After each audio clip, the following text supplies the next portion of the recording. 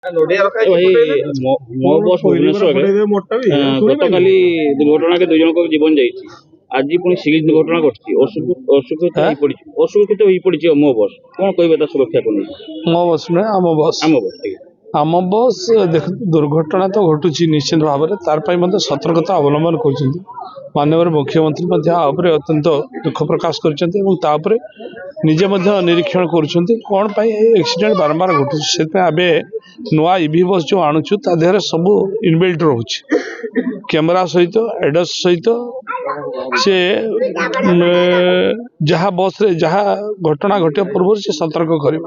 ତା ସାଙ୍ଗରେ ସାଙ୍ଗରେ ଆମେ ଏବେ ବାରମ୍ବାର ଆମେ ଡ୍ରାଇଭର ମାନଙ୍କର ମଧ୍ୟ ଟେଷ୍ଟ କରାହେଉଛି, କୌଣସି ନିଶା କିଏ ଖାଇଛନ୍ତି କି, ଥରେ ସକାଳେ ଥରେ ସନ୍ଧ୍ୟାରେ ଆଉ ଥରେ ରେଣ୍ଡମ୍ କରାହେଉଛି। ଏଭଳି ଭାବରେ ଯେ ଜଣଙ୍କୁ ବାହାର କରାହେଇଥିଲା ସେମାନଙ୍କୁ ମଧ୍ୟ ଡିସମିସ୍ କରାହେଇଛି। ତେଣୁ ଏଭଳି ଆକ୍ସିଡେଣ୍ଟ ହେଉଛି, ତାକୁ ଆମେ ସତର୍କତାର ସହିତ ଦେଖୁଛୁ। ଏବେ ଆମେ ମାନନୀୟ ମୁଖ୍ୟମନ୍ତ୍ରୀ ମଧ୍ୟ ନିର୍ଦ୍ଦେଶ ଦେଇଛନ୍ତି, ଖୁବ୍ ଜଲ୍ଦି ଆମେ ଟ୍ରେନିଂ କ୍ୟାମ୍ପ କରୁଛୁ, ଆୱାରନେସ୍ କ୍ୟାମ୍ପ କରୁଛୁ ଏବଂ ବାରମ୍ବାର ତାଙ୍କୁ କେମିତି ଆକ୍ସିଡେଣ୍ଟକୁ ଏଭଏଡ୍ କରାଯାଇପାରିବ ତା ଉପରେ ମଧ୍ୟ ଅନୁଧ୍ୟାନ କରାହେଉଛି। ଅଟୋ ସଂଘ ଗୋଟେ ଆଜି ଦାବି କରିଛନ୍ତି ବସ୍କୁ ଅଟକ ରଖିଛନ୍ତି, 15-20ଟି ବସ୍କୁ ଅଟକ ରଖିଛନ୍ତି। ସେମାନେ କହୁଛନ୍ତି ଯେ ଅଧିକାଂଶ ଡ୍ରାଇଭରଙ୍କର ଲାଇସେନ୍ସ ଠିକ୍ ନାହିଁ। ଲାଇସେନ୍ସ ନାହିଁ ବି ନୁହେଁ, ଲାଇସେନ୍ସ ଅଛି। ସେମିତି ନାହିଁ ଯେ ଲାଇସେନ୍ସ ବିନା ଲାଇସେନ୍ସରେ କେବେ କ୍ରୁଡ୍ରେ କାହାରିକି ବସ୍ ଚଲେଇବାକୁ ଦିଆଯିବ ନାହିଁ, ଏମିତି କେବେ ହେବ ନାହିଁ। କିନ୍ତୁ ସେମାନଙ୍କୁ ଆମେ ଯେଉଁ ଟ୍ରେନିଂ ଦେଉଛୁ ଆହୁରି ପର୍ଯ୍ୟାପ୍ତ ପରିମାଣରେ ଆହୁରି ଟ୍ରେନିଂ ଦେବୁ।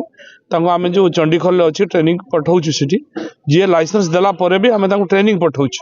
ଏବେ ଆହୁରି ଅଧିକରୁ ଅଧିକ ଟ୍ରେନିଂ ପଠାଇବୁ।